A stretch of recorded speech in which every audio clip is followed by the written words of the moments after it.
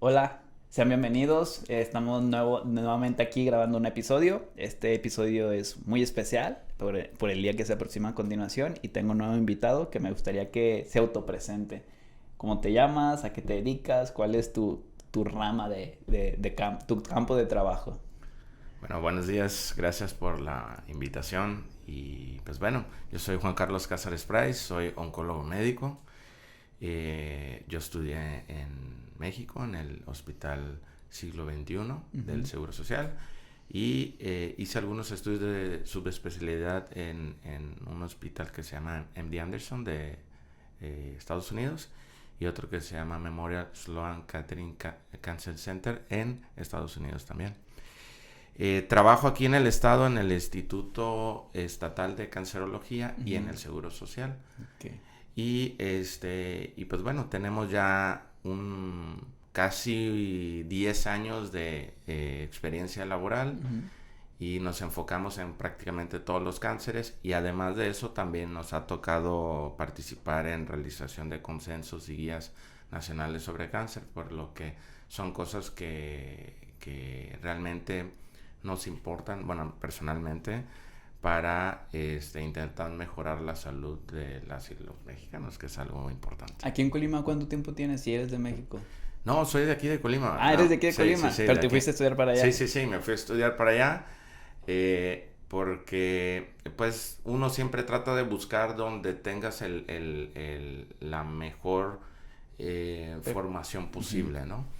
Y entonces buscando eso fue que tuve que emigrar a la Ciudad de México, y allá estuve pues prácticamente toda la carrera, la especialidad, y mientras hice todos los estudios de subespecialidad también estuve allá. Y tengo ya creo que alrededor de 6 años de que regresé acá a Colima, Ujú. y pues ha sido un verdadero cambio que pues yo creo que ahí sobre la marcha iremos contando ciertas cosas. Sí, entonces estás en cancerología, el Sí. que está ya casi rumbo al libramiento de Manzanillo. Exactamente, ¿Y en así dónde es. más? En el Seguro Social, en Ajá. el que está por Villa de Álvarez. ¿El nuevo? Ajá, en el nuevo. El grandote. Ajá, Ahí exacto. también estás. Y en Puerta de Hierro, pues en mi práctica privada. Ah, ok, también Ujú, Puerta Hierro ahí tienes tu ujú. consultorio. Muy bien, pues vamos a empezar con este tema que vamos a hablar sobre el cáncer de mama, Perfecto. que se avecina el 19 de octubre, que es el Día Internacional contra la Lucha del Cáncer de Mama, ¿no? Tan importante que vamos a abordar los puntos desde qué es y ya vamos a ver a continuación. Entonces, voy a empezar con algunas estadísticas que encontré, para darnos un panorama de qué tan frecuente es y sobre todo en Colima. Por ejemplo, aquí yo encontré en un estudio del INEGI del 18 de octubre del 2021 que en el mundo cada año se registran 685,000 defunciones por cáncer de mama, siendo entre los tumores más malignos la principal causa de muerte en las mujeres. Entonces, 685,000 personas hasta el 2021. ¿No? También tengo aquí que en 2020 fallecieron 97,323 personas por tumores malignos. De estos, 7,880 fueron por tumores de mama, lo que es el equivalente al 8% total. Entonces, en México, el 8% de las personas que fallecen por cáncer está de mama. Y a lo que mencionaban ahí era que era de los más mortales, vamos a decirlo. Este, o sea que mueren más personas de ese tipo de cáncer. ¿Tú qué me puedes decir con tu experiencia? Sí, mira, eh, fíjate que las estadísticas sobre cáncer actualmente son bastante relevantes y nos hacen suponer que estamos ante un problema de salud pública. Ahora, ¿por qué es un problema de salud pública? Para aterrizar datos como digamos más terrenales, podemos decir que diariamente mueren 15 mujeres por cáncer en México, Diaria. de mama, En todo México. todo México. Ok. O sea, si lo ves desde ese punto, pues es una estadística pues bastante Sí. preocupante, ¿no? Y además de ello, vemos que en segundo lugar tenemos un cáncer que en teoría debería estar casi erradicado, el cáncer de cervix. Y todavía en México llega a ser dentro del grupo de entre 25 años a 69, de 20 años, perdón, a 69, es la segunda causa de mortalidad por cáncer. Uh-huh. A mí me gustaría hacer ¿por qué dices que debería estar erradicado en teoría? Porque fíjate que en los países como Estados Unidos, Europa, donde ya tienen sus estrategias de medicina preventiva sobre cáncer cervicouterino, que es relacionado al virus del papiloma, el 95% de los casos se previene con la vacunación. Ah, ok.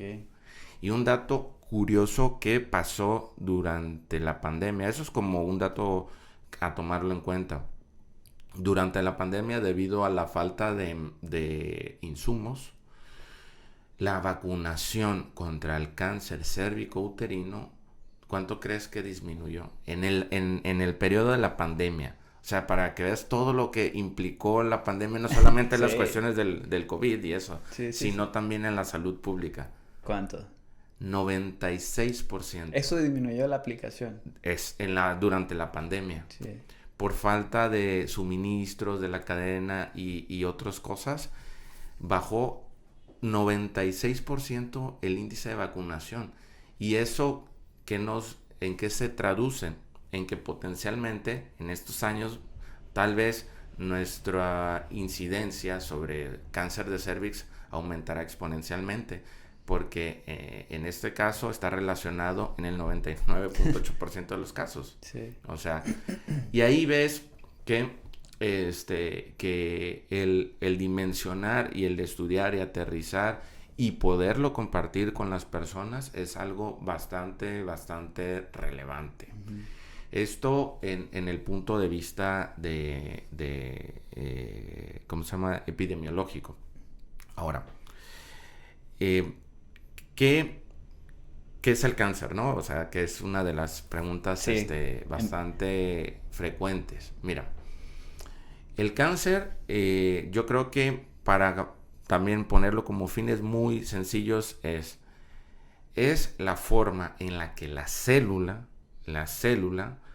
de sus procesos naturales de replicación y de multiplicación celular sale de esos parámetros y puede crecer de forma indefinida. ¿Esto por qué se da? Normalmente, a diferencia de lo que muchas personas creen, que no, pues bueno, esto es heredable y eso no. Uh-huh. Solamente el 10% de todos los cánceres son por causas heredables, o sea, por factores genéticos heredables. Uh-huh.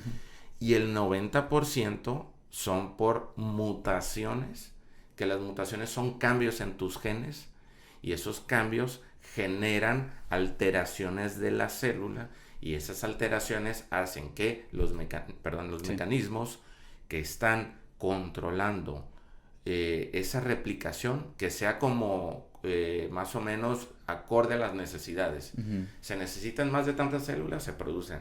Ya no se necesitan, se apaga la célula. Okay. Es así. Entonces, cuando las mutaciones se van acumulando por los factores que pues, más adelante lo comentaremos, y otros que son la inflamación, por ejemplo, uno bastante importante, eso hace que la célula escape de esos mecanismos regulatorios y entonces esos cambios empiezan a dar génesis de replicación sin parar hasta que llegamos al desarrollo de una neoplasia, uh-huh. que normalmente, no siempre, pero normalmente empieza con una lesión premaligna y va acumulando más cambios hasta que se hace un tumor maligno. Muy grande. Entonces, de manera natural, el cuerpo siempre está replicando y renovando las células, ¿no? Sí, entonces, sí, se destruyen y se utilizan para otros, o sea, se le llama autofagia a ese proceso, ¿no? En general, sí. Donde la célula viejita, vamos a decirlo, se destruye y se utiliza para otras cosas y se van creando nuevas células. Todo en el cuerpo va pasando de esta manera. Sí. Entonces, aquí hay algo que altera esa replicación controlada y empieza a haber estos tipos de problemas donde se modifican por mutación, me dijiste. Sí. ¿Cuáles son las causas de que nos pueden causar mutación? O sea, algunas que nos puedas decir. Sí. Dicen que la radiación, por ejemplo, es muy común, por ejemplo... Pero ¿qué otros factores pudieran como que hacer que una célula mute? Sí, mira, ¿cuál crees que es el factor más común? No sé. ¿no? Y es que, fíjate, hay factores que son prevenibles y factores no prevenibles. Sí, sí. Digamos, de entre los no prevenibles están los que decíamos, ya las mutaciones que se heredan de forma mendeliana, o sea que de padres a hijos, Ujú. y dependiendo la intensidad de expresión del gen, pues es la capacidad del riesgo que puedas heredar a los hijos. Pues eso es una situación No lo puedes que no lo modificar. puedes evitar, pero pues ya hay estrategias como para que la enfermedad eh, eh, no se exprese Ujú. fenotípicamente o ya comportarse como una enfermedad. El otro que tampoco es prevenible es la edad. La edad es el factor más importante para el desarrollo de cualquier tumor maligno. ¿Por qué la edad? Porque tú sabes que conforme pasa el tiempo, nuestro ADN va envejeciendo. Y al envejecer, ciertas funciones también van disminuyendo su capacidad de reacción. Para poner un ejemplo, no es lo mismo que alguien corra un maratón a los 40, 50 años, a los 20, que a los 90, ¿no? Sí. A lo mejor lo puede hacer, Sí, sí, sí. pero no lo va a hacer en el mismo tiempo, con la misma velocidad o con la misma intención. Es más o menos así. Haz de cuenta que es como una fábrica donde se produce, o sea, un ejemplo, ¿no? Se produce unos zapatos y hay personas que tienen ese control de calidad. Si una persona tiene problemas de la vista, pues entonces puede haber más riesgo que se le pase ese control de calidad y que pasen ciertos modelos que tengan ciertas fallas. Ujú. Y lo digo porque cuando el DNA o el ADN, perdón, envejece, esos cambios se van acumulando hasta que pueden expresarse en enfermedad. Hablando de eso, te digo, eso es lo que no se puede prevenir. Sí. De lo que sí sabemos es que actualmente el 40% de todos los cánceres, el 40% se puede prevenir. Y uno dice, ay, ¿a poco sí? Sí, o sea, es Sí. cierto. ¿Por qué? Porque nosotros podemos englobar en poquitos factores la gran mayoría de los factores de cáncer. Obviamente que los más importantes son el tabaquismo, Sí. que el tabaquismo no solamente se relaciona con cáncer, sino también con enfermedades cardiovasculares y otras Pulmonares. degenerativas como del pulmón, de la vista, etcétera, etcétera, ¿no? Otra muy relevante que también es parte de las cosas que me imagino que ves tú, que es obesidad. Sí. Eso es algo también que tiene bastante importancia. Otra que está relacionada es la alimentación o los estilos de vida de alimentación. Pues ya ves que desafortunadamente si tú prendes la televisión, es más, inclusive hasta en el internet, pues te anuncian, ¿qué te anuncian de comida? Hamburguesas, pizzas, Comida ultraprocesada. sí, o sea, y eso actualmente ya se sabe que el potencial de causar cáncer es altísimo. Ujú. Solo por ponerte un ejemplo, la OMS hace unos años apenas, puso ya la carne roja como un carcinógeno casi al grado del tabaquismo. Y esto porque algunos estudios demostraron que las personas que consumían más de 3 veces por semana carnes rojas durante su ingesta, se doblaba, o sea, había un 20 o un 30% más de riesgo a padecer cáncer de colon. Y si esa carne la cocinas al extremo de quemarla, o Sí. peor aún, si consumes embutidos, del 20% se sube al 40 o 45%. Entonces, sí, la alimentación Juega un papel tiene importante. un papel bastante relevante en cuanto a factor de riesgo que se puede prevenir. Mm. La otra también es actividad física. La actividad física es un factor también ultra importante. Ahora, ¿por qué? ¿Cuál sería por qué la actividad física? Pues fíjate que hace no mucho, bueno, hay dos estudios. uno que se hizo hace más de 20 años, que es un estudio que tiene que ver más con cuestiones cardiovasculares, que hicieron en el Reino Unido, donde vieron que las personas, de ahí salió pues la indicación de caminar 30 minutos diarios, porque se veía que los que tomaban ciertos suplementos, de los que tenían ciertos hábitos de consumir frutas y verduras, y quienes caminaban más o menos eran 150 minutos semanales, o sea, como 30 minutos al día, Sí. tenían un promedio de vida, más quienes no lo hacían, 9 años más que quienes no lo hacían. Y eso también se vio reflejado en los pacientes con cáncer. Y recientemente un estudio de supervivientes por cáncer, aquellos que hacían más de 7,000 pasos al día, reducían 50% el riesgo de mortalidad de cualquier causa. Entonces, la inactividad es un factor de riesgo bastante relevante. Otra de las cosas es lo que hablábamos de la obesidad. Fíjate que hace poco me tocó ver estadísticas de aquí de México, para mí alarmantes, porque aunque sabes que la obesidad es un problema pues importante, nunca piensas que es tan así. Sí. Datos oficiales del gobierno dicen que arriba de los 20 años, el 35%, sí, más o menos 36, algo así, 35-36% de los adultos mayores de 20 años tienen obesidad. Perdón, sí, 36% obesidad y otro 38% sobrepeso. Sí. O sea, si los unes, son alrededor del 75% de los adultos en México. O sea, de cada 10 personas, 7 personas van a tener sobrepeso o obesidad.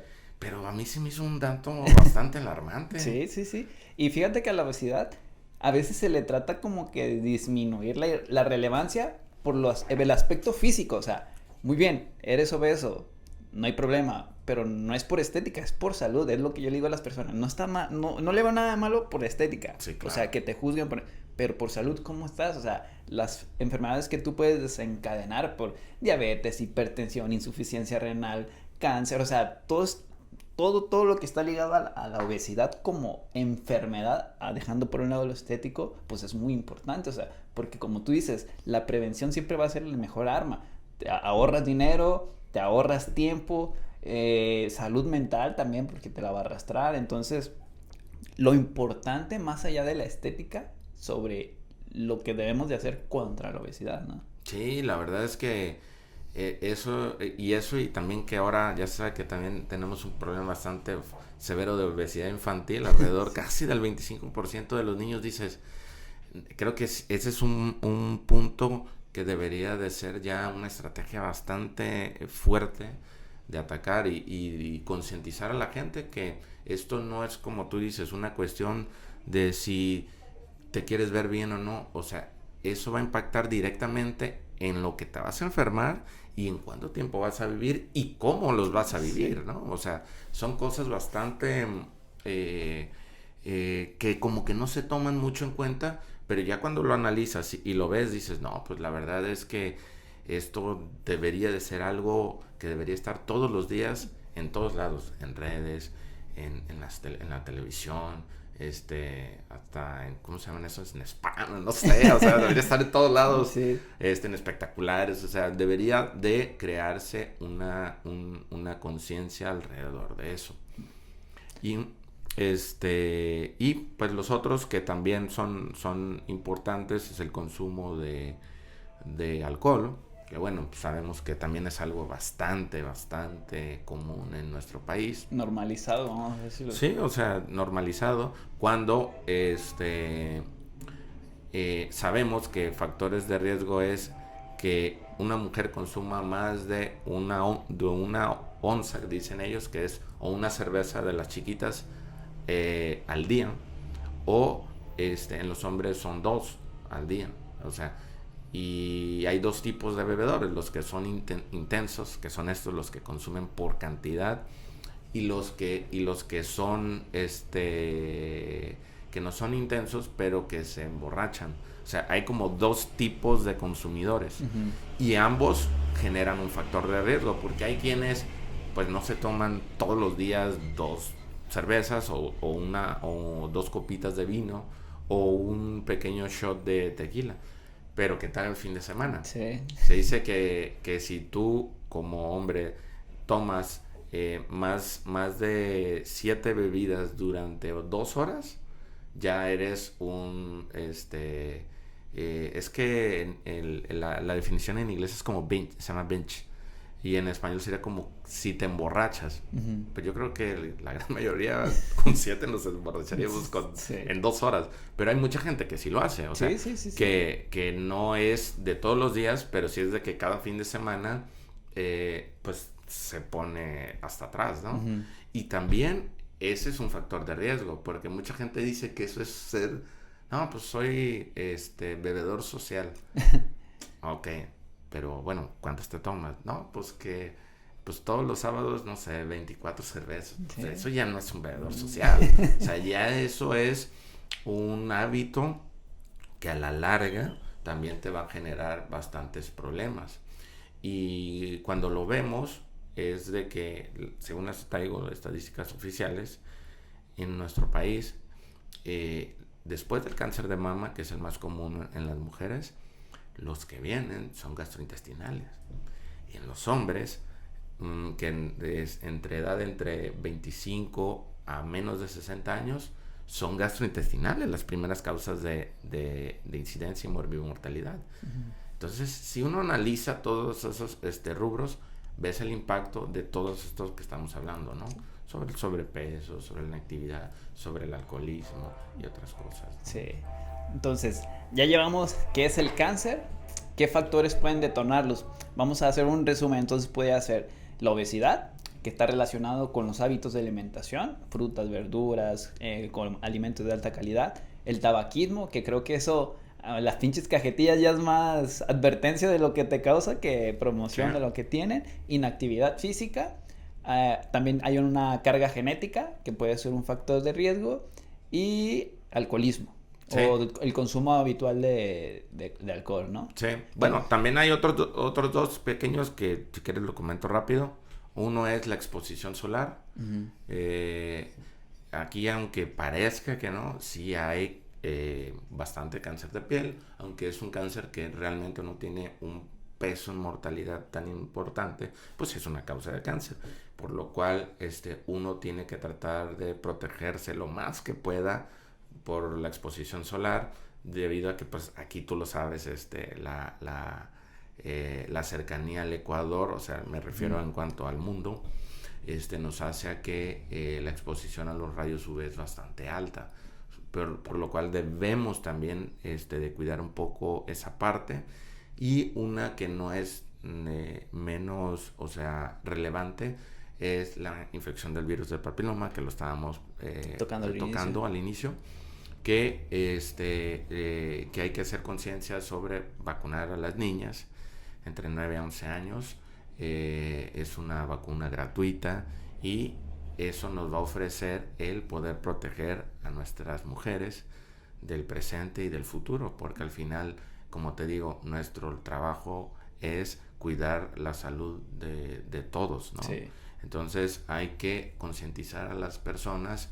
No pasa nada, esto no quiere decir que te ponen un virus un chip. No, nada de eso. Sí. O sea, es algo que ya tiene años de comprobado y que nosotros todavía en México no se tiene todavía esa cultura de la prevención, y ese es un aspecto no menos relevante. Hay otros virus que no son tan comunes, como el Epstein-Barr, el virus de la hepatitis, el HIV y otros, pero yo creo que para fines prácticos lo que hay que cuidar aquí es la prevención, y insisto que la vacunación de las niñas de 9 y 11 años, por favor, acudan, ayúdenlas, porque al final les estamos dando una herramienta más para evitar posibles problemas a futuro. Y sobre todo, que como te decía al principio, cáncer cervicouterino es la segunda causa de mortalidad en México después de, o sea, en mujeres después de cáncer de mama. Entonces es una situación bastante importante, y Colima es de los estados con mayor incidencia de cáncer cervicouterino. Entonces, niñas de 9 a 11 años, ¿es una vacuna única o es algo que se tiene que estar poniendo No, periódicamente? es una vacuna y a los 6 meses se da el refuerzo. Ok, entonces pues ya lo saben, aprovechando aquí ahorita el tema del cáncer, pues si tienen una hija de entre 9 y 11 años, vayan a su clínica más cercana para que les pongan esta vacuna y prevenir futuras complicaciones en un futuro. Digo, no cuesta nada, es gratuita, entonces más vale prevenir que lamentar. Sí, Muy bien. Retomando acá, pues ya vimos qué es el cáncer, los factores de riesgo que pueden desencadenarlo. Ahora específicamente, ¿qué es el cáncer de mama? ¿Cuál es la particularidad de este cáncer? ¿Cómo se presenta? ¿Qué me puedes hablar de eso? Sí, mira, hablando específicamente del cáncer de mama, tiene que ver en casi la mitad de los casos relacionados a las hormonas de la mujer. Como te digo, entre el 5 y 10% se debe a cuestiones genéticas. Hay ciertos genes, el más famoso es el BRCA. No sé si recuerdan cuando Angelina Jolie Creo que hizo la cirugía de prevención, que fue un boom. Sí, fue como que algo que, como es una figura mediática mundial, pues bueno, por lo menos en Occidente, pues sí fue como que, no manches, o sea, ¿qué está pasando ahí? Es ese gen del que habla. Sí, exacto. O sea, y este gen sí está relacionado a a un riesgo bastante alto de tener cáncer de mama, por lo que sí se recomienda en estos pacientes medidas de prevención un poquito más radicales, como en ese sentido, ¿no?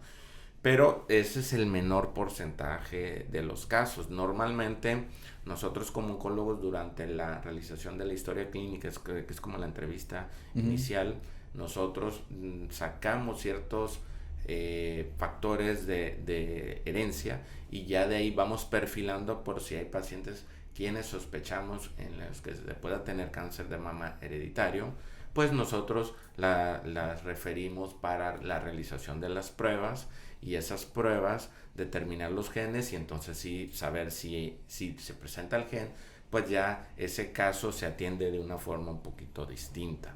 Eso digamos en los genes que se heredan. Ahora, en los otros factores, normalmente te digo, van relacionados mucho a la exposición de las hormonas. ¿Por qué? Porque aproximadamente el 40% del cáncer de mama se alimenta de las hormonas de mujer, de los estrógenos y de la progesterona. Entonces, ¿qué es lo que tiene que ver aquí? Los puntos que ya tocamos. La obesidad es una condición que te genera inflamación, y además de la inflamación, también te genera un estado hormonal distinto.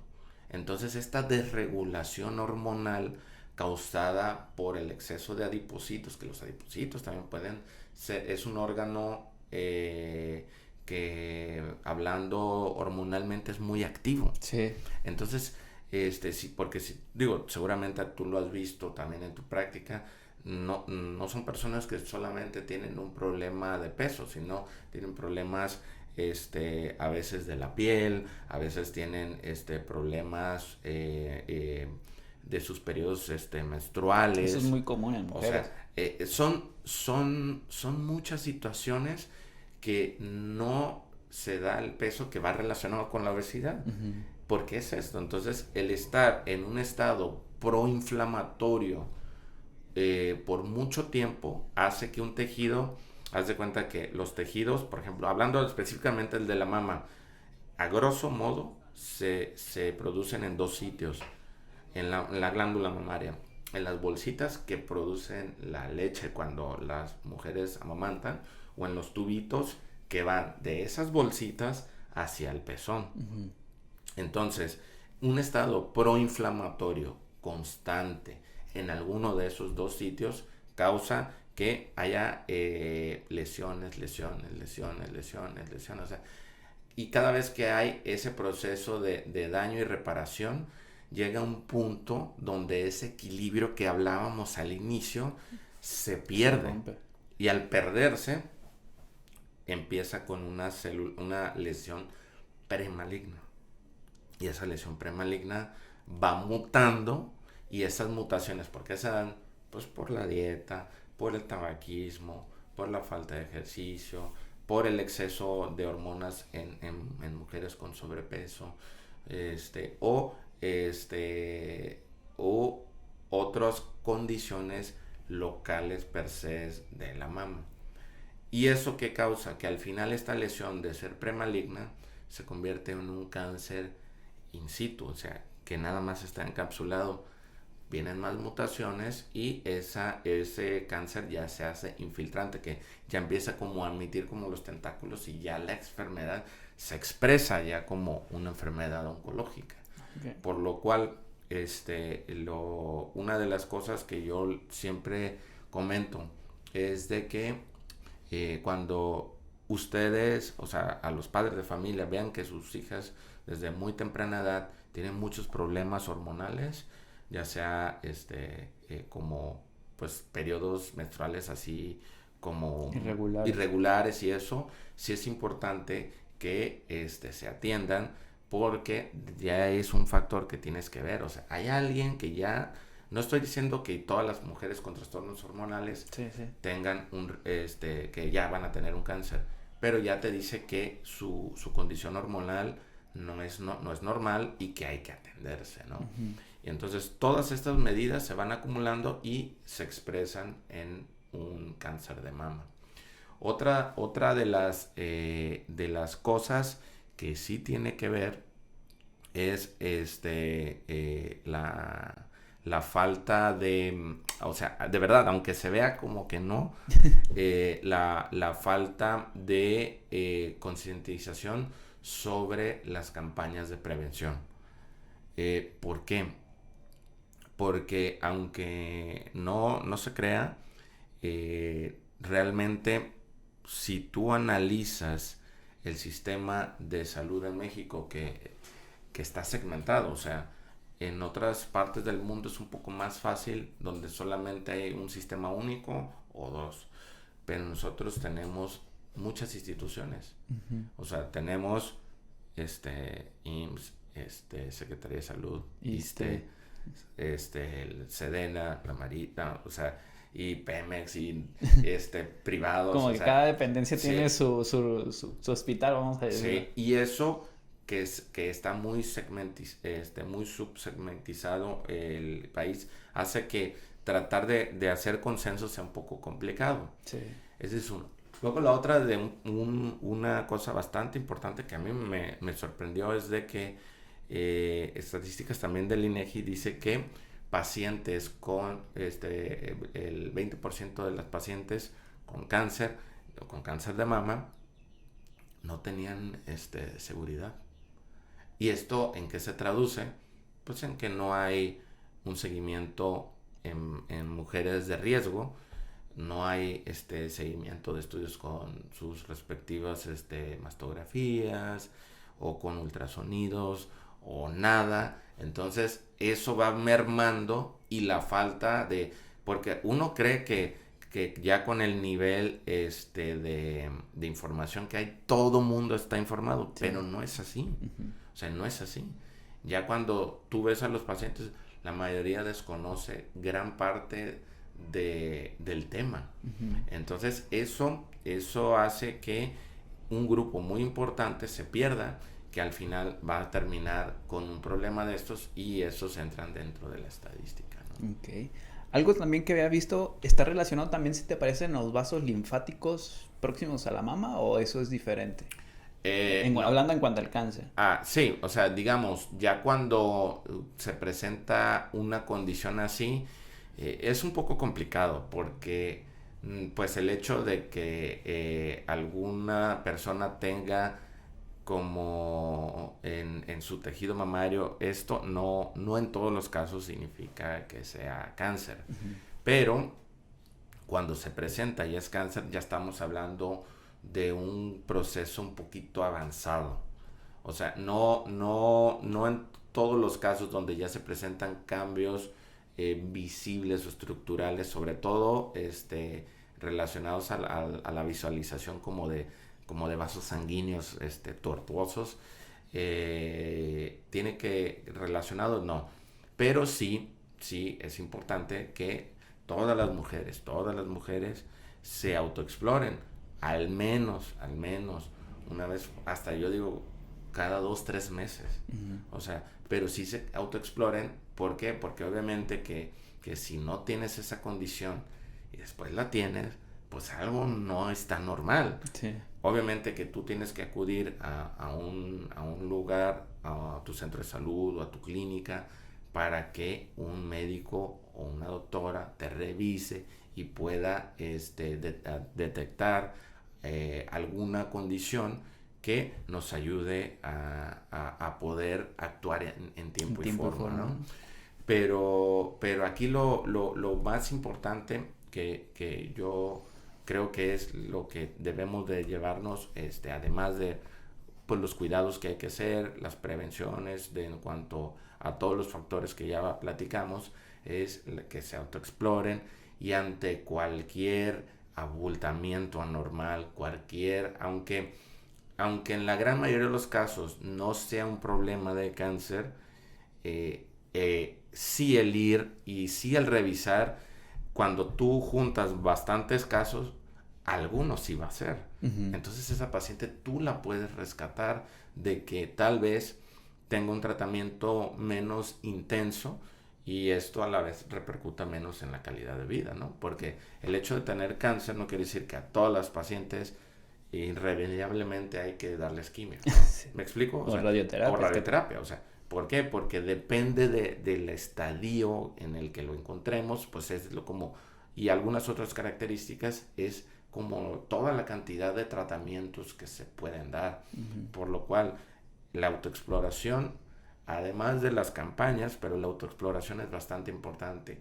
Cualquier anormalidad, te digo, independientemente sea bulto, sea coloración o sea un dolor que no lo tenían, acudan a su centro de salud más cercano o a la clínica que les corresponda para que un colega profesional de la salud los ayude y los oriente hacia las cosas que se tienen que hacer. Ok. No sé, tú me corregirás, pero dicen que cuando cualquier tipo de cáncer que se detecte a temprana edad, vamos a decirlo, se puede curar. ¿Es cierto? Sí, claro. O sea, entonces la importancia de la prevención. Hablando de, hay estadios, o sea, porque no es de que te levantes, te duermas un día y a la noche te levantas al día siguiente y ya tengas una bola, no sé, de 3 milímetros, 1 centímetro, no sé. Hay una manera de ver cómo ha ido progresando como clasificar, tengo una bolita chiquita, pero ya tengo una bolita más grande. ¿Hay una manera de clasificar como que los estadios del cáncer de mama? ¿O? Sí. Fíjate que lo voy a decir en fines no técnicos. Sí. El cáncer de mama se clasifica en 4 estadios. Ok. Y va en relación a qué tan extensa está la enfermedad en la glándula mamaria, en el primer relevo ganglionar o a nivel sistémico. La etapa 0 es la in situ, esa realmente la única forma de saberlo es ya tras la biopsia o la cirugía. O sea, esa no hay forma de que tú palpándolo lo puedas detectar. Pero el estadio 1 es que tengas una lesión pequeña en la glándula mamaria. Normalmente es menos de 2 centímetros, pero para fines prácticos es una bolita chiquita, ya puede ser cáncer de mama. Y que ya es palpable. Exactamente, o sea, que ya te tocas una bolita, aunque sea chiquita, ya eso no es normal. Okay. Y podría corresponder a una etapa 1. La etapa 2 es cuando el tumor ya está grande, o sea, que ya te tocas y es una lesión, ya dices, son 3, 4 centímetros, 5. O que tenga una bolita pequeña, pero que cuando revisamos la axila de ese lado, también ya se le tocan bolitas. Esto es porque todas las células, la limpieza de las células es a través de los ganglios linfáticos. Entonces, que por decirles como el drenaje de las células. Entonces, Si el primer relevo ganglionar es la axila, entonces ese es el sitio que nosotros exploramos para documentar si aquí se tocan ganglios pequeños, se puede considerar todavía una fase, una etapa 2. Cuando ya son ganglios bastante grandes, ya es una etapa 3. Y la etapa 4 es cuando ya se disemina a distancia, o sea, cuando ya hacemos estudios y el paciente tiene pues una metástasis en un hueso, en un pulmón, Ya en el migra. hígado, o sea, ya una enfermedad avanzada. Ok, entonces tenemos estas 4 a 0. Ahora sí que nada más con estudios o biopsia se puede detectar. Una es una bolita muy chiquita de 1 centímetro, vamos, más o menos. Menos de 2. Menos de 2 centímetros. El 3 cuando ya hay en los ganglios proximales a la mama. Y 4 cuando ya migró a otros órganos. Sí, y 3 cuando el ganglio es grande en la Ok. axila.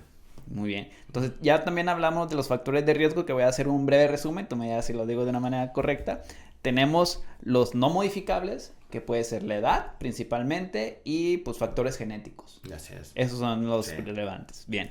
Tenemos los modificables, que es pues el tabaquismo, el alcoholismo, obesidad, sedentarismo, alimentación, que va relacionado a la obesidad. Sí, ¿Algún así otro es. que se me escape?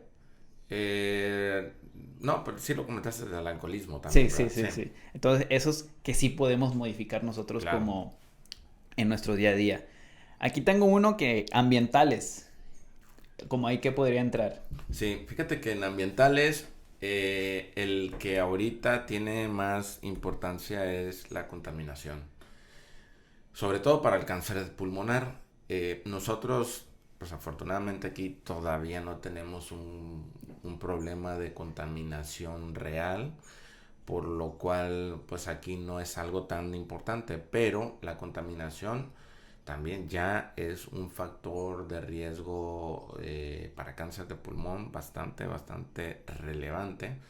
Inclusive hace no muchos años me tocó ver en un congreso de la Ciudad de México un caso donde la patóloga presentaba un cáncer de pulmón y la foto de microscopio, y además del cáncer de pulmón, la manchota del daño por el smog. O sea, era muy importante, muy impactante cómo se veía, cómo ya nosotros podemos ver el efecto nocivo del smog en una célula, y que a partir de ahí se desarrolle un cáncer. O sea, eso es algo bastante como impactante de ver, Sí. porque no es lo mismo que luego te dicen las cosas y dices, bueno, sí, pero no mides la magnitud hasta cuando ya ves en la célula cómo se comporta ese daño pulmonar, porque pues es por daño pulmonar, por inflamación, y a su vez eso hace que se genere un problema oncológico, en este caso pues el cáncer de pulmón. Hay otros factores un poquito menos atribuibles, por ejemplo la radiación no ionizante, que bueno, pues ahora ya nosotros sabemos que la vida actual es imposible que no tenga radiación no Sí. ionizante. ¿Por qué lo digo? Pues si lo ves, ondas de radio, Celular, celulares, computadora. computadoras, ya en todos lados hay pantallas. Entonces toda esa radiación pues que no es ionizante, o sea que no causa daño directamente, a la larga la exposición a la célula ya se sabe que sí se altera la célula. Entonces todavía, aunque los estudios no son contundentes, pues sí es importante que uno lo tome en consideración. Porque sí ya tiene un peso más relevante. No sé si en algunas otras situaciones has visto que ahora mucha gente tiene problemas para dormir. Sí. Y muchas veces no está como muy visto de que cuando tú tienes tantos aparatos que emiten y reciben señales de radio y eso, el cerebro es como una antena. El cerebro es como una antena que puede recibir esas ondas y estimularse. Entonces al estimularse, aunque estás dormido, no descansas. ¿Por qué? Dormí, pero no descansé, eso es muy de adulto. Ajá, entonces, ¿por qué es? Dice uno, ¿por qué si yo duermo bien, hasta tomo gotas para dormir o pastillas? Y pues simplemente es porque también tienes bastantes factores que están perturbando tu calidad de sueño, porque realmente cuando uno duerme es como en el momento en el cuerpo repara todos los daños que recibió durante el día y no y los daños sobre todo genotóxicos, la exposición solar, la comida a lo mejor de mala calidad que comiste, o sea, todos esos factores que estuviste dañando tu cuerpo con o sea, tu ADN, el cuerpo en la noche es cuando aprovecha. Pero pues, ¿qué pasa si parte de esa glucosa, en lugar de ir a las células a repararse, pues va al cerebro porque sigue estando activo? No descansas, no descansas. Y de ahí pues vienen muchas otras situaciones, por lo cual yo siempre a todos mis pacientes les recomiendo de que traten de dormir en una habitación lo más oscura, tranquila, la menor cantidad de aparatos que emitan ondas, y verán que su calidad de sueño cambia radicalmente. Entonces, estas son cosas que, digo, aunque no tienen como todavía el peso como tal, sí es importante que nosotros las tengamos en cuenta, porque en cierta manera sí tienen, o sea, sí pueden generarte un problema relacionado a los problemas de cáncer. Sí, por ejemplo, la emisión de la luz azul de los dispositivos, computadoras, tabletas, teléfonos, teles, pues desregula los ciclos circadianos, los ritmos circadianos, entonces que es parte importante de cuando nos dormimos y todo eso, y generalmente muchas personas tienen alterado. ¿Por qué? Porque cuando están trabajando no se exponen a la luz solar, o no que se expongan tal cual, sino que no les entra la luz. Por ejemplo, aquí es la luz artificial, entonces no tenemos esa exposición para que nosotros nos regulemos del ritmo circadiano. Y en la noche, pues tenemos luz artificial, cuando más tiempo yo creo que pasamos expuestos a una computadora, porque a lo mejor llegaste a trabajar, llegaste a cenar, pero pues estás viendo ahí los mensajes, memes, lo que quieras. Entonces también cómo interfiere en... Aquí tengo una duda. Tú hablas de la radiación solar, pero ¿estás de acuerdo que la exposición a la piel a los rayos del sol produce la vitamina D? Sí. Por ejemplo, ¿cuál sería tu postura en ese aspecto? O sea, tú dices que no nos expongamos, pero para adquirir la vitamina D, ¿cuál sería tu recomendación? Porque, pues, está demostrado pues, que la mejor vitamina D que podemos producir, o sea, la podemos consumir mediante alimentos, pescados y todo ese tipo de cosas, pero la calidad de la exposición al sol es un poquito más alta. ¿Qué me puede dar? Desviarnos un poquito. Mira, aquí lo importante es que la exposición, de hecho, ni siquiera tiene que ser tanto tiempo. Sí. Aunque dicen que son 15 minutos, aquí podría ser hasta menos. Sí. O sea, con que estés 10 minutos expuesto, ya. El problema es de que lo puedes hacer en distintos horarios. Los horarios, lo que yo digo que debe uno de cuidarse más es alrededor entre las 11 a 4 de la tarde. Sí. O sea, esos son los horarios que yo diría que evitar exponerte, porque ahí es donde tú puedes, en lugar de recibir los beneficios de la exposición solar. Es lo más riesgoso esas horas, de 11 a 4. Pero si tú lo haces antes o después, sin problemas. Sí. Y como tú lo dices, es que tampoco es de que te vas, como muchas personas van a la playa, se tiran 30, 40 minutos a las 12, 1 de la tarde. Es muy diferente, pues, a cuando apenas va saliendo el sol, tú vas a caminar, y con que un 25% de tu cuerpo se exponga a la luz es suficiente, y unos 5 minutos, incluso por aquí, por la zona geográfica donde estamos, es muy diferente. En cambio, en un país más al norte, probablemente tenga que ser un poquito más, pero los rayos solares también sean diferentes, ¿no? Entonces, como...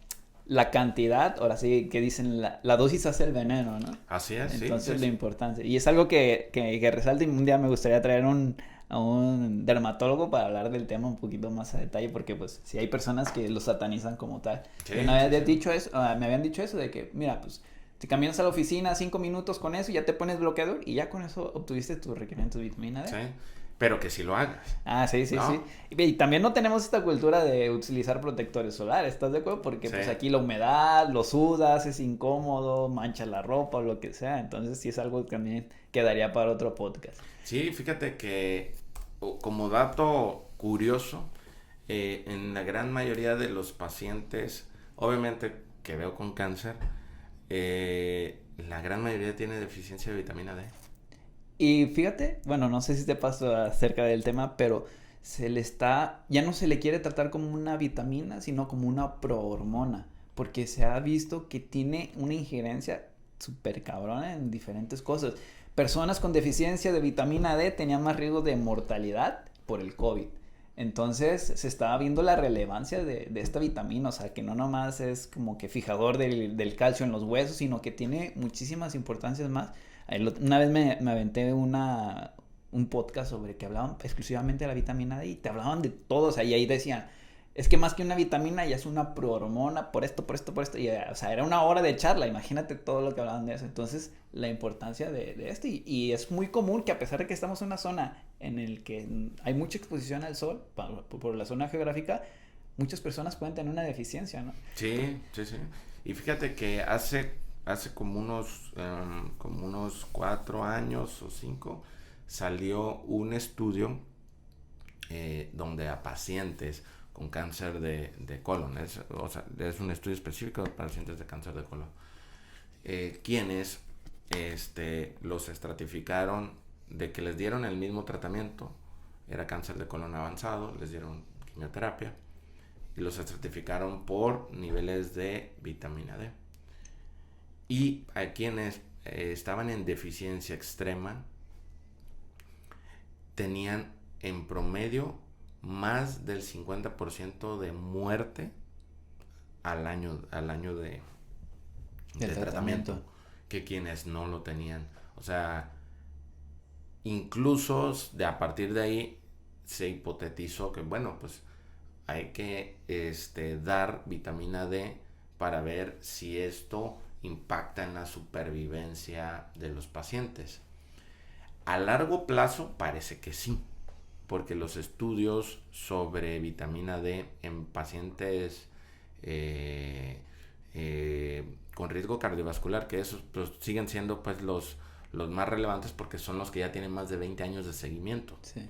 Estos pacientes sí impactó el estar en rango normal a estar bajo. Entonces, lo que tú comentas de no solo verlo, bueno, pues tiene que ver con el metabolismo del calcio, del fósforo y otras cosas, sino que tiene que ver en muchas otras situaciones, inclusive ahora que en cáncer uno de los temas más en boga es la relación del sistema inmunitario con la inmunovigilancia del cáncer o en cuanto a la manipulación a través de medicamentos del sistema inmune para que el mismo sistema inmune destruya el cáncer. Ahora se ha visto que la vitamina D tiene que ver con la forma en que tus linfocitos T atacan a las células cancerosas. O sea, si tienes valores, o sea, entre normales a altos, tu capacidad humoral, que así es como se llama la capacidad humoral y celular de destrucción a las células tumorales incrementa exponencialmente. Okay. Entonces ahorita se están corriendo muchos ensayos clínicos relacionados con ello. Bien, y retomando el último de los factores de riesgo que tengo por acá, la historia reproductiva, que algo me mencionaste como que no es tan relevante, pero ahora sí que tú explícanos de viva voz en qué consiste y por qué ha cambiado esto en los últimos años. Sí, fíjate que antes sí se satanizaba bastante el uso tanto de estrógenos como de progestágenos, ya sea como método de anticoncepción o inclusive como de reemplazo hormonal sustitutivo en pacientes posmenopáusicas. Pero esto poco a poco ha ido cambiando. ¿Por qué? Porque al final, afortunadamente, la ciencia, los estudios y los avances nos han como fragmentado y realmente identificar los subgrupos en donde si es un factor de riesgo, De mucho peso. de mucho, en los subgrupos que en lugar de ser un factor de riesgo es un factor protector. Te voy a poner los dos escenarios. Normalmente, para que actualmente se considere un factor de riesgo, deben de exponerse a factores hormonales exógenos por más de 5 años. Okay. Por más de 5 años ya es un factor de riesgo que puede ser relevante. Ahora, hay personas que pueden que necesiten más de ese tiempo, pero ahí tú tienes que valorar sobre los riesgos y beneficios, pero también el seguimiento es bastante importante. No todos los pacientes que les das un tratamiento hormonal, si tú lo sigues como, o sea, de forma ordenada, vigilas los sitios vulnerables, por ejemplo, la cuestión de las mamas en las mujeres o la cuestión ginecológica, ovarios, endometrio, cuello, cervical. Si tú estás al pendiente de los sitios donde hay riesgo, inclusive cuando ya es un factor puede ser regulado siempre y cuando los beneficios excedan a los riesgos. Digamos, ese es el escenario que ya se sabe actualmente. Si hay un riesgo, sí, pero en quienes se exponen de forma muy prolongada, y normalmente cuando ya buscas en los detalles, notas que esos pacientes además ni siquiera tenían un seguimiento apropiado. Entonces ahí es donde te das cuenta que influye, sí, en cierto grupo, quienes consumen mucho tiempo, pero también en quienes no llevan una vigilancia adecuada. Okay. Y el otro lado, donde los factores reproductivos tienen que ver en ayudarte. ¿Cómo nosotros lo vemos ahí? Porque ahora ya los estudios, sobre todo en Estados Unidos y en Europa, donde dicen, bueno, pues ahora tenemos muchos pacientes sobrevivientes de cáncer. Estaba viendo las estadísticas del 2021 a 2021. Ellos ya tienen alrededor de 18 millones en Estados Unidos nada más de supervivientes de cáncer. 18 millones. Pero ahora el problema es, ¿qué hacemos con esos 18 millones que no murieron de cáncer y que están ahí y tienen necesidades distintas? Y porque es un grupo que todavía a la fecha no tenemos toda la información a la mano para saber qué hacer. Lo pongo por un ejemplo. Muchas pacientes, tras los tratamientos, ya sean quimioterapia, hormonales o inclusive dependiendo del lugar, si son cánceres de mama hormonales, tienes que disminuir la producción interna de estrógenos durante muchos años. Incluso algunos tratamientos duran 10 años. Ahí no, para darte un poquito el contexto. Ya, se dice fácil 10 años, pero es un chingo de tiempo. Bueno. Y el otro grupo es, por ejemplo, las de cánceres ginecológicos, que les tienes que retirar los ovarios. Pues prácticamente las dejas con una producción mínima de hormonas. Entonces, todas estas pacientes, después el problema no es el cáncer, sino es la repercusión de la falta de estrógenos, que pueden ser desde metabólicos, dislipidemias, hipertrigliceridemias, riesgos cardiovasculares, hasta trastornos emocionales, porque los estrógenos tienen que ver también mucho con con la labilidad emocional, los ciclos del sueño y la mineralización ósea y otros. Entonces, ahí ya hay estudios donde pacientes inclusive que eran hormonales positivos, si tú les das un seguimiento estrecho y después de los 10 años de tratamiento, Si tú les das estrógenos o progesterona a dosis pequeñas, impactas pero de forma impresionante, positiva en la calidad de vida. Entonces ahora el paradigma es, los estrógenos o las progesteronas realmente son tan malos. Pues parece ser que no. ¿Por qué? Porque ese grupo que siguieron por 10 años, después de que habían culminado pues su proceso de vigilancia de cáncer, aquellos quienes sí les sustituyeron, que sí las vigilaron, que sí las cuidaron, tenían una muchísimo mejor calidad de vida, muchísimo mejor que quienes vivían sin ese como suplemento, ¿no? Y esto lo digo porque yo sí soy de los creyentes de que en no muchos años la situación y la percepción de la sociedad sobre el cáncer va a cambiar, porque realmente si uno analiza estadísticas de hoy, ya en menos de 40 años hemos reducido la mortalidad en cáncer alrededor de un 30, 32, 35%. Y se dice fácil, pero Sí. reducirlo es bastante difícil. Y lo hemos logrado en relativamente corto tiempo.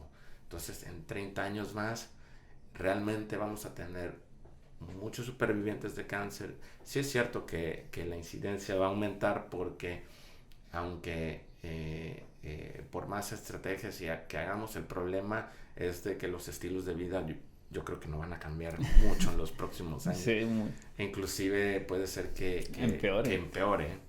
Entonces por eso la incidencia sí va a aumentar bastante, pero yo creo que los pacientes supervivientes también van a aumentar bastante. Entonces el problema ahora va a ir relacionado con esos cuidados y el aspecto hormonal es importante.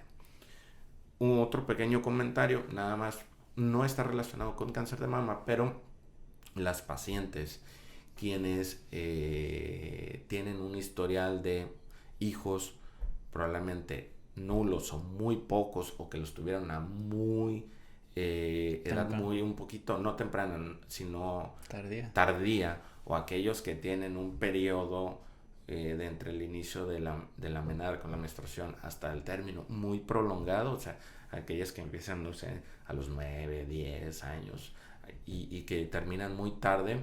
Esa larga exposición a las hormonas sí conlleva a otro tipo de cáncer, que es el cáncer endometrial.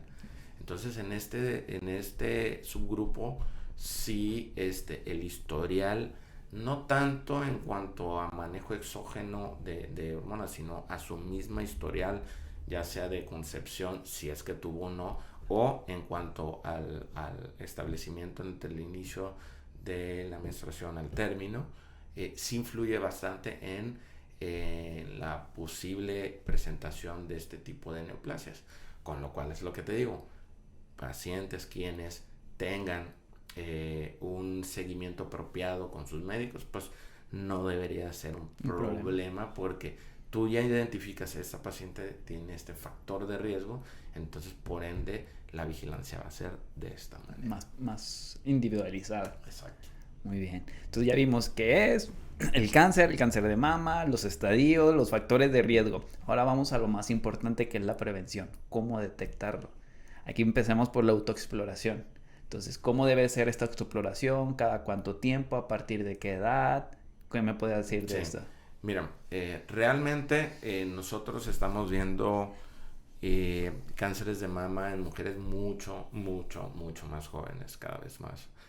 Y aunque el establecimiento por indicación varía mucho los países, 40, 45 años, inclusive hay unos que hasta a menor edad, lo importante es que existen los métodos, mastografía, en el país es arriba de los 40 años, o ultrasonido, o la mezcla entre ambos estudios de forma anual.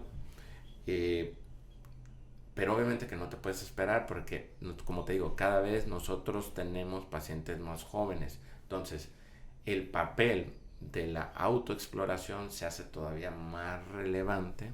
¿Por qué? Porque hay un grupo de menor edad, que no las vas a exponer a una mastografía, porque pues la mastografía en pacientes más jóvenes la capacidad de detección baja bastante considerablemente, pero la detección temprana empieza por uno mismo. Yo lo que recomiendo, aunque la exploración se puede hacer pues realmente cuando sea, yo lo que recomiendo es que no sea tan frecuente. Inclusive yo diría que puede ser hasta cada 3 meses, aunque lo ideal es que sea como cada 2, 3, cada mes o 2 meses. Puede ser hasta cada 3 meses. Y las cosas que yo considero que son importantes es que las mujeres se vean siempre en un espejo, que se conozcan sus mamas como son, porque esa es la mejor forma, porque muchas veces si no te ves tan frecuente, pues no notas, no es la verdad, o sea, no lo notas. Y cuando tú te ves, puedes detectar a posteriori si hay algún cambio físico. Ese es como el primero. La otra es de que siempre las mujeres traten no de tocar como uno está acostumbrado, que es como presionando. Uh-huh. Porque realmente si tú presionas, muchas veces entre la piel, el tejido celular subcutáneo y las lesiones, pues nada más la bajas. La empujas. Ajá, entonces dices, pues no lo detecto, nada más se me toca como medio durito. Pero no, tienes que tocar con los pulpejos de las yemitas de tus dedos, para que puedas ahora sí en la zona más sensible de tu mano poder identificar las posibles lesiones que no sean, tal vez visiblemente no las ves, pero ya una vez que la palpas ya dices, ay, pues aquí se siente algo. Y siempre hay que llevar un orden, ¿no? Si tú puedes empezar ya sea del pezón hacia bajar hacia el término de la glándula e ir en el sentido contrario al reloj. Uh-huh. Vas dándole vueltas y la situación es que no sea tan separado entre uno y otro yema de los dedos, y ahí vas identificando, vas dándole vueltas hasta que terminas. Y la otra es de que siempre esta mano la tengas por detrás de la nuca para también tocarte la axila. O sea, el seno que vas a explorar, levantar esa mano. Exactamente, para poderla exponer bien, mejor los tejidos profundos y que puedas palparla de forma adecuada. Y con también la axila del mismo lado. Y repites del otro lado. Yo lo que te digo, recomendaría hasta cada 3 meses, siempre, como te digo, enfrente de un espejo, para que al principio busques como visiblemente si hay algún cambio, y después que tú misma estés viendo enfrente del espejo que lo estás haciendo de forma completa y no nada más así, o en ciertas regiones, sino que lo vas haciendo de forma ordenada. Okay. ¿A partir de qué edad deberían de empezarse a hacer estas exploraciones? Yo recomiendo una de cuando ya tengan una. Podría decir que podría ser como desde que empiezan ya con cambios, o sea, que se consolidan los cambios mamarios entre niño y mujer, que puede ser arriba de los 16, 17 años en adelante. Y obviamente que si ya es una paciente que inclusive ya está casada, tiene hijos, porque pues no todo el mundo se casa ya muy tarde, ¿no? Sí, pueden casarse a muy temprana edad. Ahí sería el grupo que yo considero que todavía es más importante que se haga este método de exploración. O sea, realmente, como te digo, nosotros vemos casos más tempranos, entonces desde que se establecen los cambios mamarios de mujer adulta, a partir de ahí yo es el de que consideraría que es importante que se esté haciendo la autoexploración. ¿Qué pasa con las mujeres que tienen implantes? ¿Estos impide una buena exploración o no tiene nada que ver? Mira, sí es un tema porque Pues hay de implantes a implantes. O sea, hay implantes que son imposibles de que puedas detectar realmente algo, y hay otros implantes que pues sí se puede documentar, o sea, sí se puede explorar. Entonces, independientemente de que si son imposibles o no, la autoexploración es algo importante, pero en aquellas quienes tienen implantes, lo más aconsejable es de que sí acudan ya sea con su médico de cabecera o ginecólogo o ginecóloga, para que estos apoyen a la exploración un poquito más a detalle, y ya según las circunstancias se derivarán o no en realizar algún estudio que por ejemplo puede ser un ultrasonido, pero ya bajo una indicación médica, no que no, pues me voy a hacer un ultrasonido pues cada año, no, o sea, ya sobre cierto, bajo cierta indicación o sospecha de alguna indicación, si no estás en el rango de screening, o sea, si estás en el rango de screening, pues mejor hazla cada año. Ahora, hay un subgrupo que también hay que considerar, que son las pacientes que tienen familiares jóvenes con cáncer. Ahí lo ideal siempre es de que del caso más joven en la familia, cuando son menores de 40 años, del caso menor de la familia, se llenó la memoria. Del caso menor de la familia, 5 años antes tú empieces con las revisiones. O sea, si por ejemplo tienes una paciente una prima que le dio a los 35 años, pues tú desde los 30 ya tienes que empezar con los métodos de revisión. Uh-huh. O sea, ahí sí depende mucho de el historial familiar, pero tal vez esto lo dirigirá un poco los médicos, pero bueno, también es importante que lo sepan para que si en alguno de sus casos su médico no se los ha indicado, pues ustedes puedan llegar a decir, yo tengo una familiar, una prima, hermana, que tiene cáncer de mama, tiene 38 años y yo tengo 35, me recomienda que ya o no, uh-huh. Y entonces ya ahí se individualiza el caso y pues ya se hace un seguimiento mucho más diferente que en quienes no tienen un factor de hereditario ni familiar relacionado, que si tras las revisiones no hay nada, esperarse a las edades que es arriba de los 40 años de la revisión anual. Okay. El ultrasonido mamario y la mastografía, aquí es arriba de los 40 años a la uh-huh. que se le recomienda, ¿y cada cuánto tiempo? Cada año. Hay una iniciativa de que pueda ser cada 3 años, pero todavía no está bien establecida, por lo que cada año se tiene que hacer hasta los 69, o en algunos países inclusive dicen que hasta los 78 años. O sea, uh-huh. Varía mucho, pero lo importante es de que sea de forma anual. Okay. ¿Cuál sería la diferencia, por ejemplo, entre el ultrasonido y la mastografía? La mastografía es el método por elección de screening importante, y el ultrasonido nos sirve para mejorar la sensibilidad en quienes tienen mamas densas. Mamas densas es de que retienen mucha agua en la glándula mamaria, y el agua a veces en las mastografías impide ver los cambios minuciosos que uno tiene que buscar.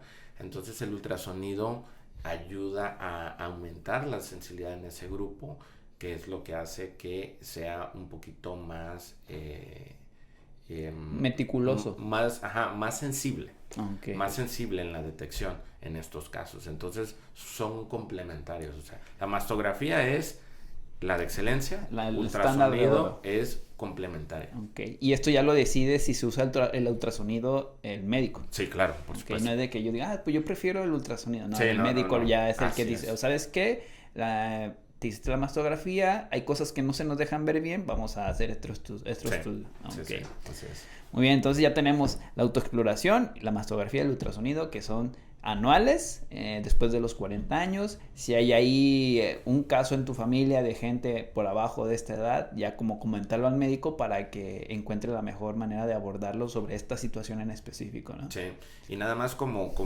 un dato adicional, también la tecnología también nos ha ido alcanzando también en este grupo, que pues muchas veces los avances en cuanto a prevención no son tan impactantes, o sea, el incluir la tecnología sobre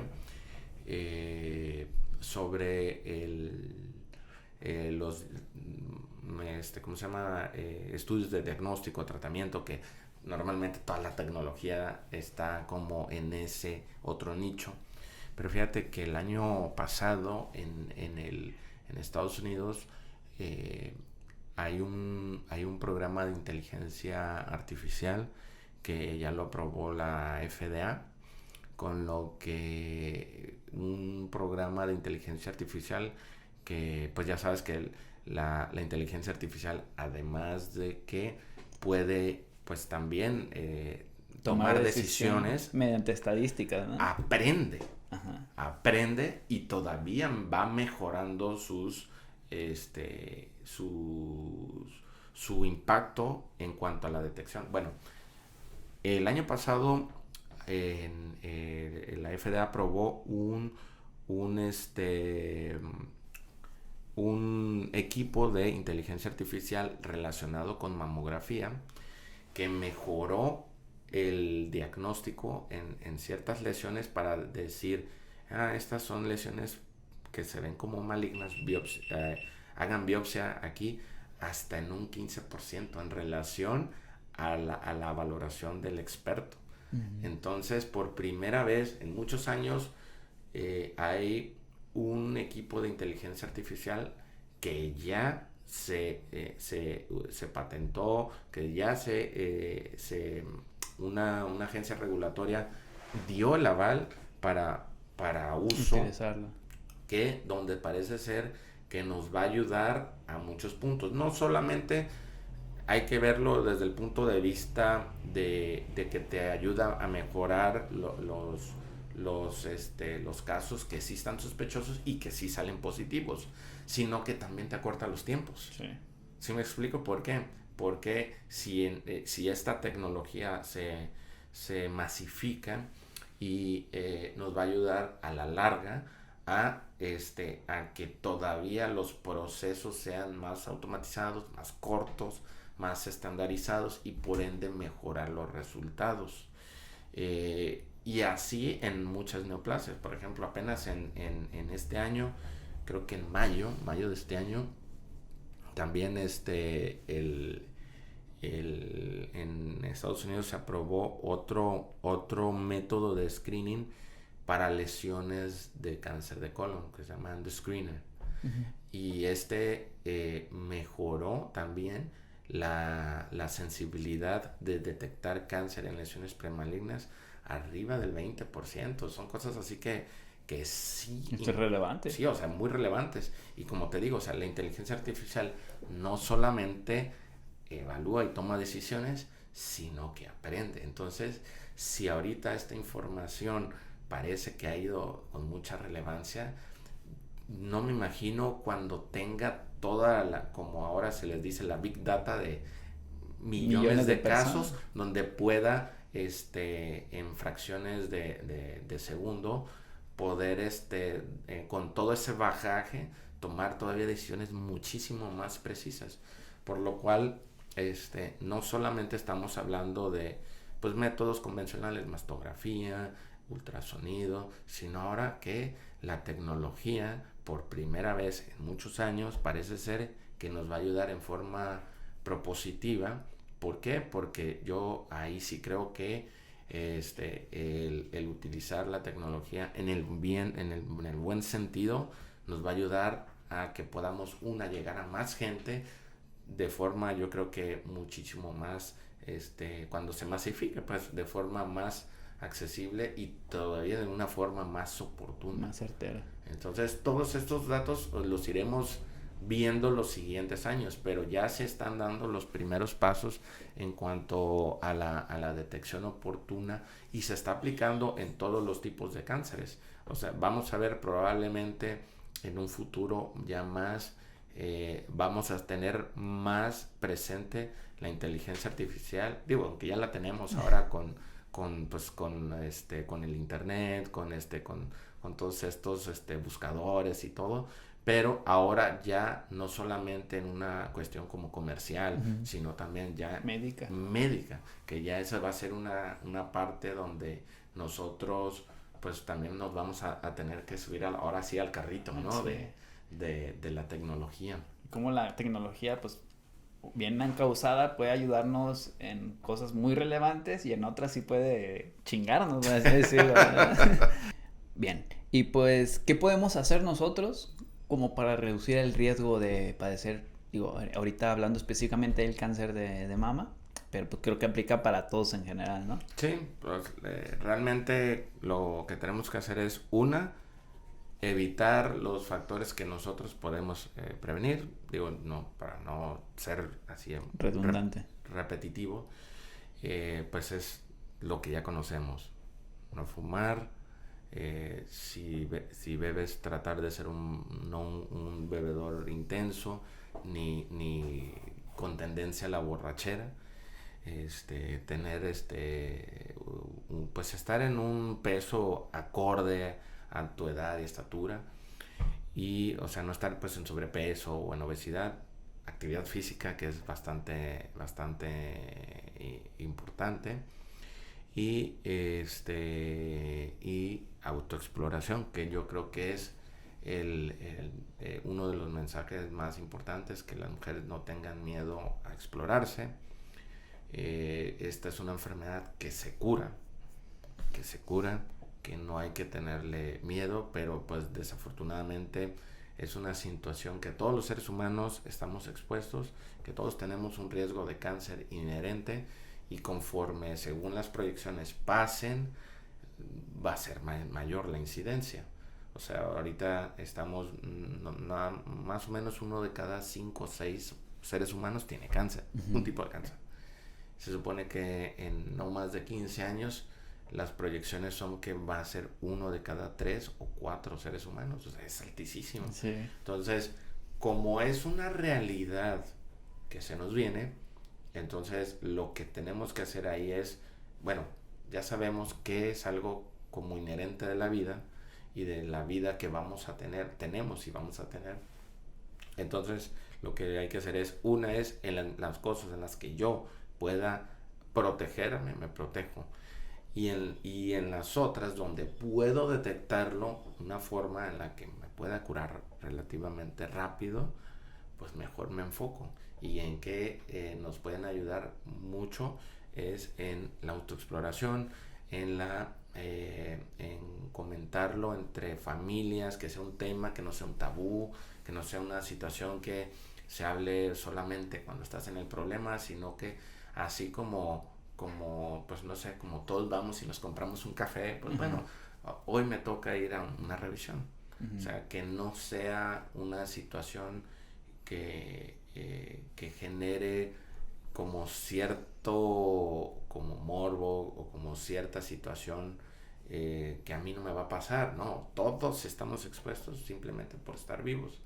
Ya te dije, el factor de riesgo más importante es la edad. Entonces, en la vida siempre va a existir ese factor. Sí. Entonces, hay los que podemos prevenir, adelante. Y los que no podemos prevenir, los podemos detectar de forma oportuna. ¿Por qué? Porque, como les digo, afortunadamente la gran mayoría de los casos, cuando se atienden en forma correcta y adecuada, salen adelante, terminan, siguen su vida normal. Entonces hay que estar conscientes de que es algo que nos puede pasar a todos, pero que si todos contribuimos, que si todos podemos servir como un elemento de información. O sea, yo siempre les digo a todos, con que ustedes a su grupo más cercano hagan saber esta información, con eso ya hicieron bastante. O sea, tal vez no necesitas anunciarlo a los cuatro vientos o no, Sí. pero simplemente tu grupo cercano y que ese grupo cercano a su grupo cercano y que esa información se vaya extendiendo, podemos nosotros llegar a más gente que a lo mejor sí tiene ese problema y que a lo mejor sí la podemos salvar y que eso va a impactar en su vida. Okay. Entonces, con que salvemos una sola, con eso ya habremos hecho mucho. Sí. Y ahora, ya para finalizar, ¿cuáles son los errores o dudas más comunes que tú te encuentras con respecto al cáncer de mama en consulta o por el estilo? Bueno, fíjate que la gran mayoría de los errores está relacionados al desconocimiento. Yo creo que ese es el factor más comúnmente. ¿Por qué lo digo? Porque en muchos pacientes está la percepción de que es que la mastografía da cáncer. Uh-huh. Porque como te presionan y que ahí...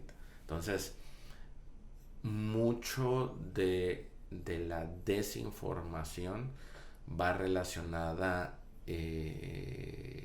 con la como concepción de las cosas de las personas. O sea, cosas así, de ese grado. Oye, ¿por qué no se hizo la mastografía? Pues no, es que me habían dicho que eso daba cáncer, entonces pues ¿para qué? Esa es una. Luego, otra de las cosas muy comunes es de que cuando ya la paciente tiene la enfermedad, tiene la concepción de que se va a morir. O sea, hay una como preconcepción de que el tener cáncer ya es muerte. Y pues como te digo, no es así. La gran mayoría de las pacientes que lo podemos detectar en una etapa temprana donde podemos hacer todo, la gran mayoría se cura.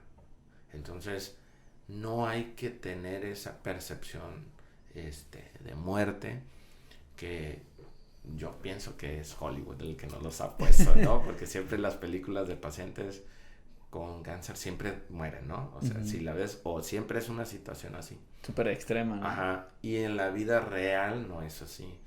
La gran mayoría de los pacientes puede terminar su tratamiento y puede vivir su vida lo normal posible, ¿no? O sea, como si nunca hubiera tenido. Pero es importante que les hagamos saber eso, de que es un problema que nos puede pasar a todos.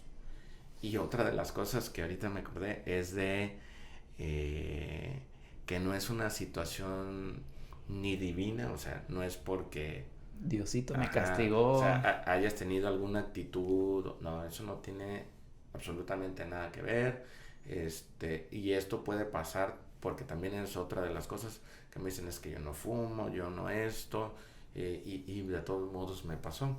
Yo siempre les digo es que tal vez si hubieran fumado, si hubieran hecho, tal vez se hubiera dado, pero más grave. Uh-huh. Entonces, el hecho de que no tengas ningún factor de riesgo conocido, no quiere decir que no lo puedas tener. Simplemente es, como les digo, la edad es el factor de riesgo más común y esa es inherente. O sea, uh-huh. Esa no se puede evitar. Cada vez vamos envejeciendo más, nuestras células también, y por ende el riesgo a tener cáncer. Por lo cual, ante la edad, lo único que podemos hacer es estar prevenidos, y la mejor prevención es conociéndote como mujer y en su momento indicado, pues también revisarte, buscar atención, y que esto sea parte de tu vida cotidiana, así como cuando uno se levanta y se lava los dientes. Uh-huh. O sea, una cosa que se vea así, o sea, pues yo me reviso, y si tengo dudas voy con mi médico, y eso debería de serlo. Se escucha muy fácil, parece que es fácil, pero es bien difícil en el mundo real aterrizarlo, de verdad es bien difícil. Yo siempre he creído que tal vez si estos temas no se tocaran, no con los adultos, sino desde que estás niño, yo creo que ahí podremos impactar más. Porque normalmente los niños pues todavía no tienen como muchos tabús, muchas de esas situaciones. Entonces tú lo haces consciente que es algo natural y ya en su momento ya lo ve como parte de las cosas normales. Pienso que ahí sería una muy buena área de oportunidad donde podríamos tal vez impactar mucho más. Porque, como te digo, parece que es algo sencillo, pero no lo es. Sí, luego creo que caemos en este sesgo de a mí nunca me va a pasar, o Sí, sea, en cualquier aspecto, es que yo tomo y manejo y pues yo manejo mejor pedo, o sí, cosas así, y pensamos que no, pero sí, pues, o sí, sí. sea, siempre puede estar ahí el riesgo, entonces, como se me hace muy importante resaltar esto, que tú comas saludable, que hagas ejercicio, que duermas bien, no te hace exento de sufrir esta enfermedad, porque muchas personas sí pueden pasar yo tengo mi vida de vida buena, Sí, pero me dio, entonces de qué sirvió, entonces sí. O exactamente. sea, que sí reduces mucho el riesgo, que es por lo que tienes que hacer, pero no te haces inmune. Así Entonces es. creo que es muy importante resaltarlo porque sí puede ser algo que impacte mucho a las personas. Ujú. Con el solo hecho de decirle a una persona, ¿sabes qué? Tienes cáncer, creo que es un impacto muy grande. Sí, Ahora, cuando empiezas como que a culpabilizarte, pues haces más grande el problema, ¿no? sí, sí, sí. Muy bien, pues no sé si tengas algo más por agregar. Creo que cubrimos todos los puntos bastante bien, desde qué es hasta qué hacer, cómo detectarlo y factores de riesgo. No sé si quieras agregar algo más, un comentario. No, pues yo creo que con lo que siempre les comento a mis pacientes, que todos sean voceros de salud. O sea, que ellos sean los que lleven esta información a sus familias. Y yo creo que esa es la mejor promoción porque al final tú tienes un nicho limitado donde puedes Impactar. poder impactar e influir sobre las personas, pero no hay como que en casa los mismos padres a los hijos, o sea, los concienticen sobre esos temas y como tú dices, eh, eh, todo mundo, porque así es esa es la verdad, todo mundo piensa que pues eso a mí nunca me va a pasar. Y es mejor que nos concienticemos que probablemente a todos nos pueda pasar, pero estar bien informados y estar con toda la conciencia sobre qué hacer en caso de tenerlo. Mm. Y como les digo, no están solos, no están solos, nosotros estamos pues para ayudar a todas las personas que estén pasando por esos problemas difíciles y y que si uno trata de hacer todo lo que tiene que hacer para cuidarse y a pesar de eso sale con una enfermedad de estas, a pesar de ahí, lo más seguro es de que vayas a salir bien y que vayas a estar después o sea, que esto tú ya después lo veas como una experiencia en tu vida, como un capítulo que lo viviste, que tomaste aprendizajes buenos o malos y evaluar y decir, pues lo viví, lo sobreviví y ya de aquí esto que me sirva para fortalecerme en todas las decisiones y cosas que haga en la vida. Sí. Al final es una situación que debemos, digo, de aprender, de que debemos ser muy empáticos y sobre todo ayudarlos porque sabemos que lo más seguro es que la gran mayoría de las personas pueda salir adelante de esto. Y resaltar también que hoy estamos mejor que hace 20 años en cuanto al tratamiento para que sea más eficaz, para que sea menos invasivo, para que la supervivencia sea mayor y pues que también es algo a favor que tenemos y probablemente que aunque pase el tiempo y la incidencia sea más alta, también las probabilidades de sobrevivir y de tener mejor tratamientos es mejor y también verlo de ese lado, ¿no? Sí, así es, sí, como te digo, lo más seguro es que en unos años nuestro problema no sea atender pacientes con cáncer, sino saber después los sobrevivientes de cáncer, todas las otras complicaciones después de la enfermedad. Sí. Entonces, esto yo creo que ya son temas de discusión importante en congresos tanto nacionales como mundiales y de todos modos todas las situaciones o los avances que se vayan viendo en estos rubros pues igual también se las haremos saber. Muy bien. Pues agradecerte por tu tiempo, por brindarnos esta información que es muy importante, sobre todo para estas fechas que se conmemora la lucha contra el cáncer de mama. Y pues yo sin nada más que agregar, pues nos vemos en el próximo capítulo. Hasta la próxima. Gracias por la invitación. No, por nada.